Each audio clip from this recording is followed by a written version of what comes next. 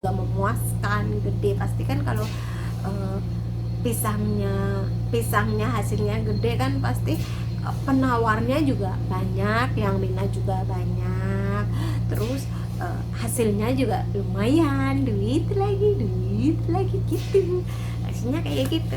Nah, kenapa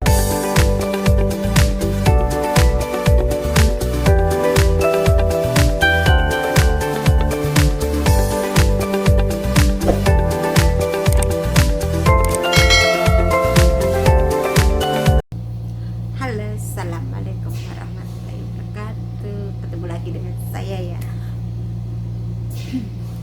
Jangan bosan-bosan lihat video saya ya. Hari ini saya mau bercerita soal apa ya? Apa ya? Eh, Belajarlah hidup dari pohon pisang. Eh, Dulu atau kapan itu ya? Pokoknya pas kapan saya ya? Kalau nggak salah itu pernah ada orang yang ngomongin saya, eh, kamu lihat tuh pohon pisang itu. Mikir saya dulu, apa orang suruh lihat pohon pisang ya gitu-gitu aja ya. Kalau udah ada buahnya tinggal makan, ntar itu sendiri. Saya belum terlalu ngeh gitu, eh, suruh belajar hidup dari pohon pisang.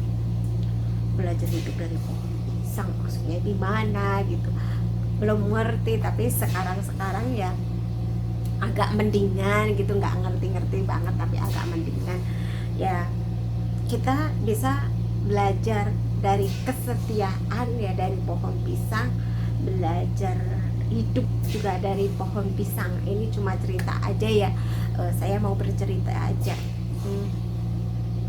Belajarlah kesetiaan. Ini saya mau membahas ada dua ya, belajar hidup sama belajar kesetiaan. Kita ngelihat belajar kesetiaan dari pohon pisang. Kenapa kita belajar kesetiaan dari pohon pisang? Iya, pohon pisang itu dilihat kan berbuah cuma sekali ya, berbuah cuma sekali, kayak lagu, lihatlah pohon pisang berbuah hanya sekali, itulah cintaku yang tak mungkin terbagi-bagi, ya kayak gitulah. Suaranya jelek banget. Nah, kayak gitu, terinspirasi dari itu juga gitu lah, zaman jadul dulu ya. Kalau sekarang usianya kayak saya kemungkinan tahu lagu itu, tapi kalau baru-baru bocah-bocah ini kemungkinan belum tahu lah ya. Nah, pohon pisang kan berbuah cuma sekali ya. Jadinya kita belajar kesetiaan dari pohon pisang. Pisang itu sebelum cinta sekali, jadinya cinta sekali sampai tua, nyampe dia apa itu, nyampe tua, nyampe dia meninggal cuma sekali. Nggak ngelirik kanan, nggak ngelirik kiri, nggak ngelirik kanan, nggak ngelirik kiri. Kayak apa ya, kalau kayak itu tuh pernah ngeliat dokar itu kan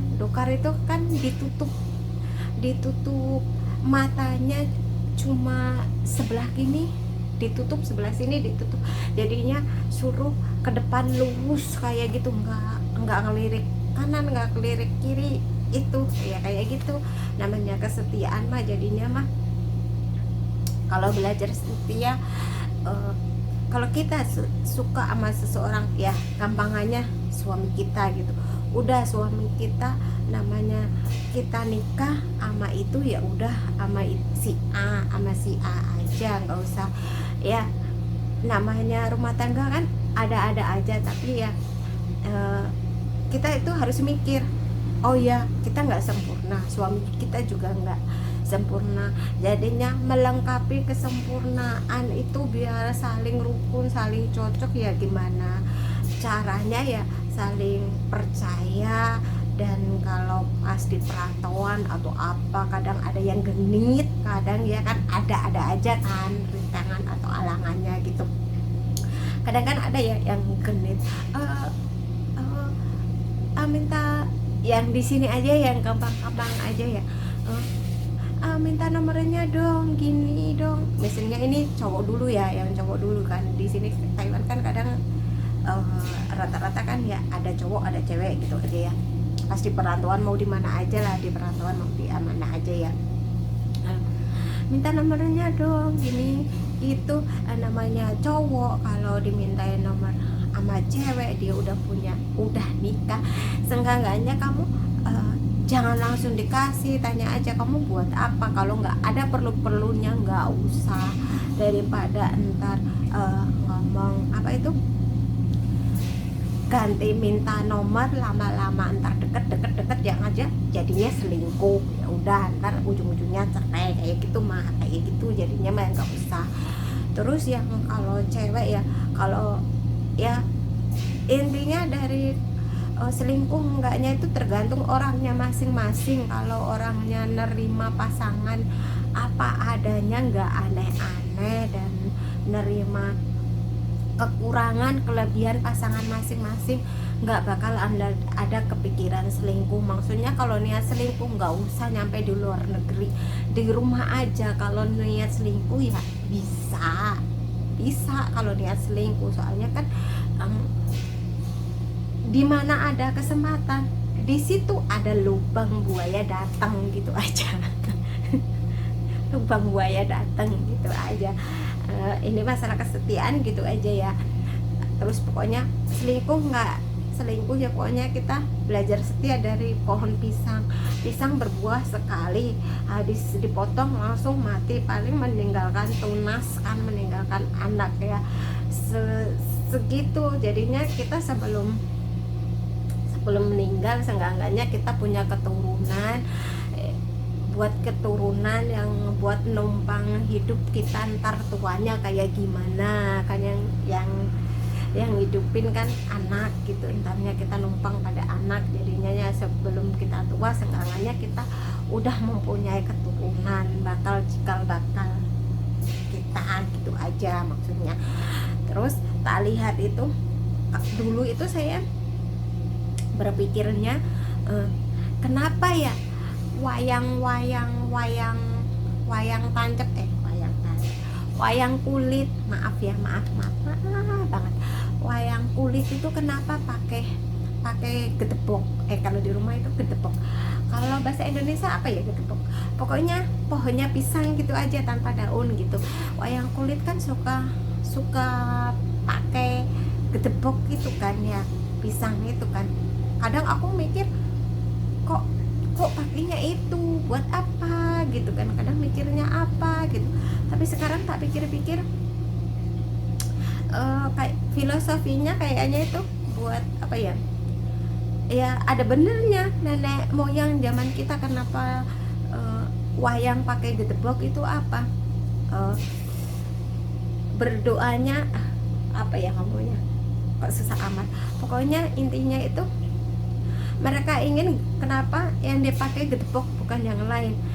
Nah, wayang itu pengennya itu ada penerusnya, nggak stop di situ aja gitu. Jadinya kalau wayang sebelum kan namanya dalang kan pasti dia punya keturunan, itu diwariskan. Jadinya melestarikan budaya kita biar nggak hilang, nggak punah gitu aja ya. Moga-moga yang punya ya budaya yang pasti ada, maksudnya yang kayak wayang, kayak ketoprak, kayak pokoknya yang wayang golek apa, moga-moga lestari gitu, tetap dilestarikan ya, yang bisa kayak apa itu barongan atau apa ya, yang bisa dilestarikan aja, jangan sampai hilang gitu aja ya doa saya. Pokoknya semangat dan terus semangat gitu. Terus tak lihat lagi kenapa kita melihat kehidupan dari pohon pisang itu apa. Kadang saya ngelihatnya ini apa, kenapa dulu itu tak lihat aja tiap hari, kenapa ya suruh perhatiin pohon pisang, maksudnya apa gitu ya.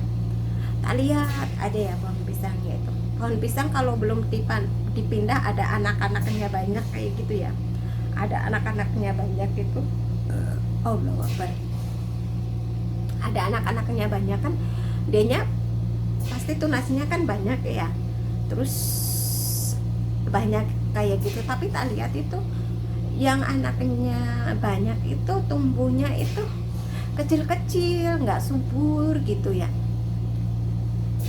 Kadang aku mikirnya apa ini maksudnya kehidupan ini, apa dilihat. Terus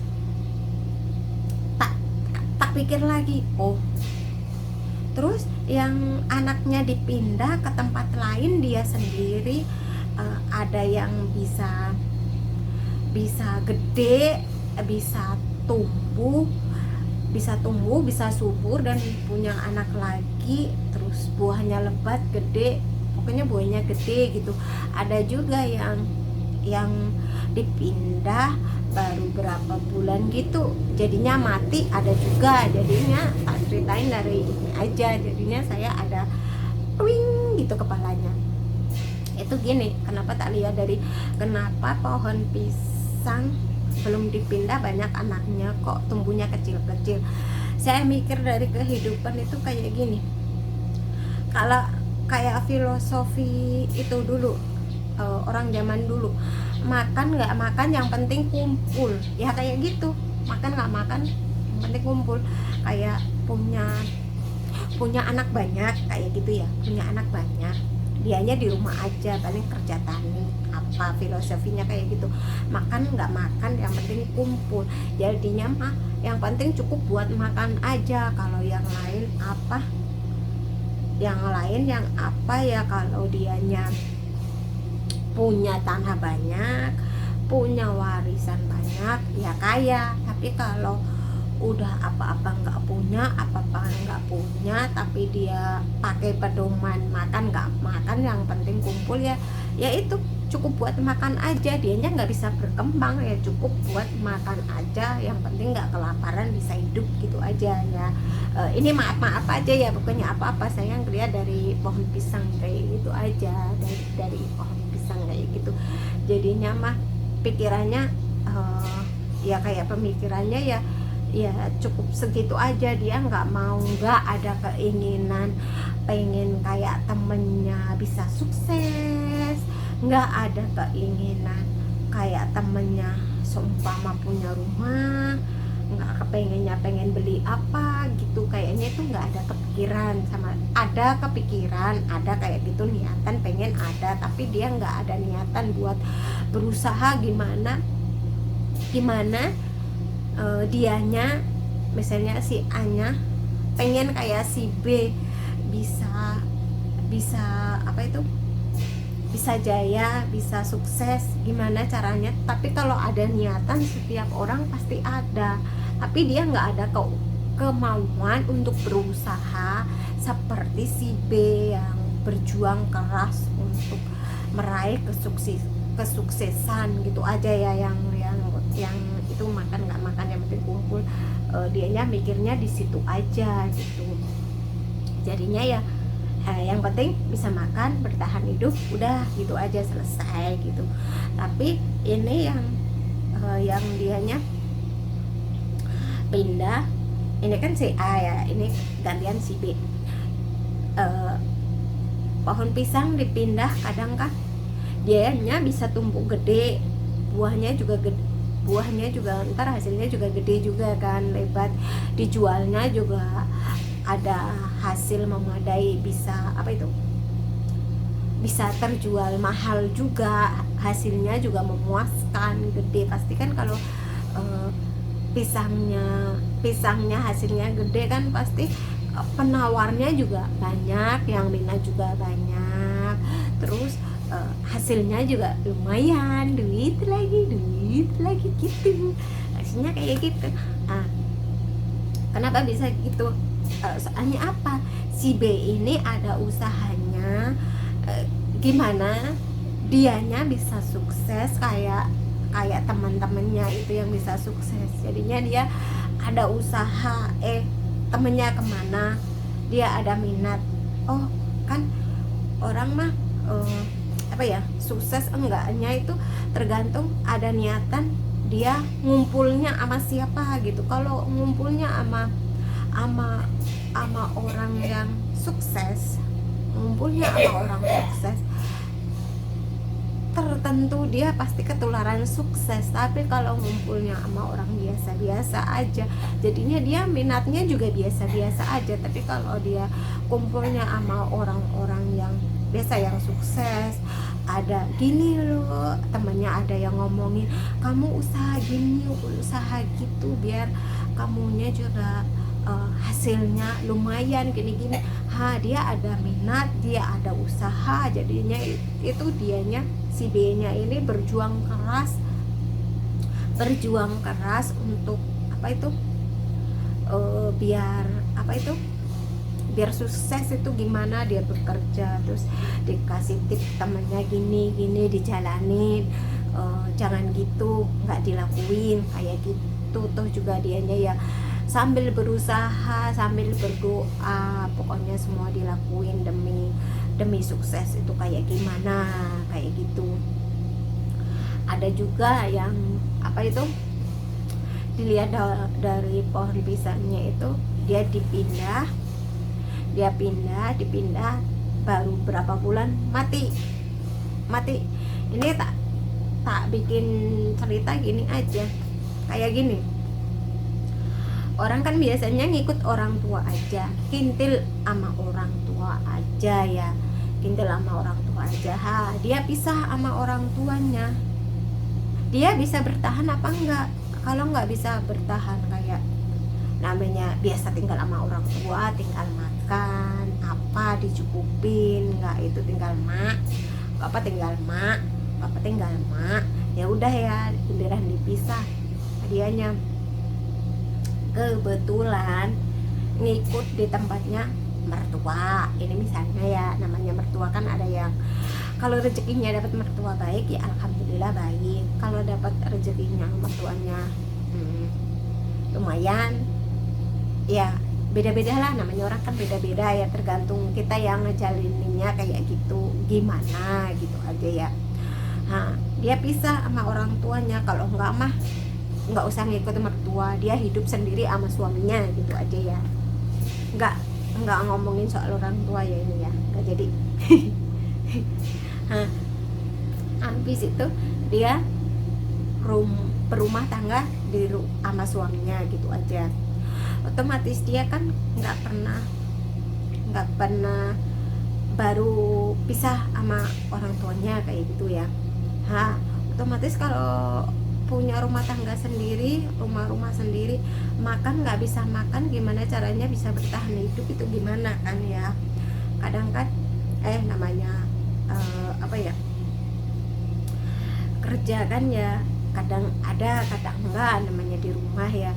Tapi gimana caranya biar ya bisa nyukupin keluarga itu gimana gitu. Dianya ada usaha atau merantau kemana, temennya mau merantau seumpama di Batam atau enggak di Malaysia atau enggak ya daerah Asia atau enggak di Surabaya atau di Jakarta atau di mana, ada keinginan mau usaha merantau ya bisa menyukupi keluarga. Tapi kalau dianya mikirnya males ya udah kayak apa itu, kayak pisang yang baru pindah sebulan mati ya, kayak gitu. Dia nggak bisa berbuat apa-apa, cukup sekian dan terima kasih gitu aja. Wassalamualaikum warahmatullahi wabarakatuh, udah gitu aja, paling gitu aja. Cuma ntar biarpun udah punya keluarga, ntar juga dikit-dikit emak lagi, ntar dikit-dikit nggak punya duit, punya pulang ke tempat orang tuanya minta duit kayak gitu. Biasanya kalau nggak mandiri ya kayak gitu, jadinya tergantung bisa mandiri apa enggak, sukses enggaknya ya kayak gitu. Yang puasa mau gimana, namanya orang hidup ya berbagai macam ya, berbagai adat istiadat ya gitu aja. Pokoknya dimanapun kita berada, diingatlah kita tadinya orang mana, kita tadinya berasal dari mana.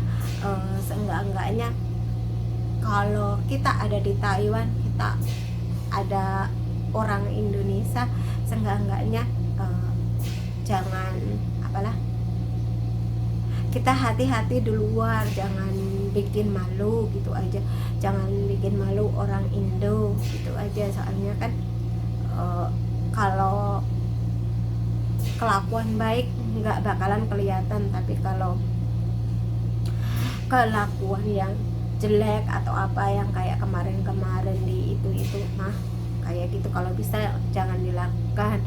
Tapi ini pesan saya, kalau udah melakukan terlanjur ya mau gimana lagi, namanya udah terlanjur. Tapi kalau kayak kemarin acara apa itu ya kayak pokoknya yang nggak bener-bener itu, kalau bisa mah yang tahu itu nggak usah langsung di share terus diviralkan, nggak usah.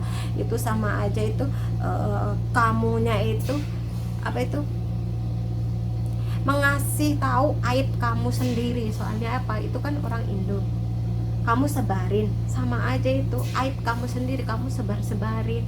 Jadinya sama aja kejelekan orang Indo. Kamu kan orang Indo, biar kamu di Taiwan juga kamu nyebarin, ya itu aib kamu sendiri. Kalau bisa nggak usah disebarin, biarin orang lain nyebarin, biarin, asal kamu jangan. Itu aja. Itu dari saya. Apabila ada kata-kata atau omongan yang menyinggung perasaan, saya minta maaf yang sebesar-besarnya. Kalau kadang ada cerita ini yang kebetulan sama, ya saya minta maaf, itu berarti lagi kebetulan gitu aja. Itu dari saya. Apabila ada kata-kata omongan yang menyinggung perasaan, saya minta maaf yang sebesar-besarnya. Terima kasih, sampai ketemu di video saya.